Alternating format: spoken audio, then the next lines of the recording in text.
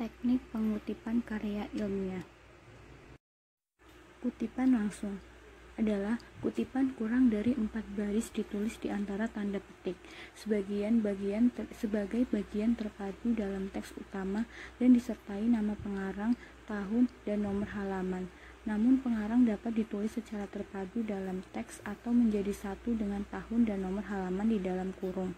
Jika ada tanda petik dalam kutipan, digunakan tanda petik tunggal. Contoh kutipan langsung. Contoh yang pertama, Subronto 1990-123 menyimpulkan ada hubungan yang erat antara faktor sosial ekonomi dan kemajuan belajar. Dalam contoh tersebut, nama pengarang disebut dalam teks secara terpadu.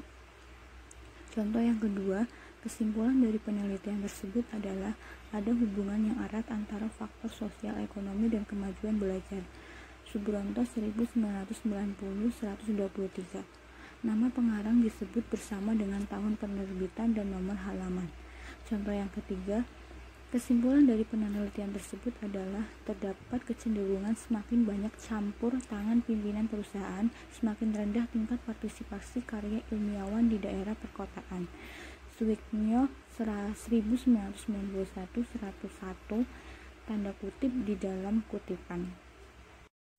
Kutipan tidak langsung.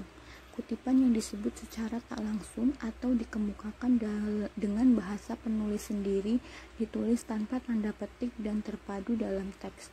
Nama pengarang, bahan kutipan dapat disebut terpadu dalam teks atau disebut dalam kurung bersama tahun penerbitannya. Jika yang dirujuk bagian tertentu, nomor halaman disebutkan. Jika buku dirujuk secara keseluruhan atau yang dirujuk terlalu banyak atau meloncat-loncat, nomor halaman boleh tidak dicantumkan. Contoh kutipan tidak langsung. Contoh yang pertama, Salimin 1990-13 tidak menduga bahwa mahasiswa tahun ketiga lebih baik daripada mahasiswa tahun keempat. Nama pengarang disebut terpadu dalam teks dengan pencantuman nomor halaman. Contoh yang kedua, dalam buku tata bahasa lama seperti buku Prijohutomo 1937 belum dikenal istilah transposisi. Nama pengarang disebut terpadu dalam teks tanpa pencantuman halaman. Contoh yang ketiga, mahasiswa tahun ketiga ternyata lebih baik daripada mahasiswa tahun keempat. Salimin 1990-13.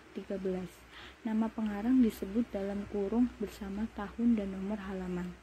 Contoh yang keempat, apabila kita berbicara tentang belajar, sebenarnya kita berbicara tentang bagaimana tingkah laku seseorang berubah sebagai akibat pengalaman.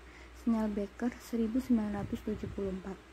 Nama pengarang disebut dalam kurung bersama tahun tanpa halaman.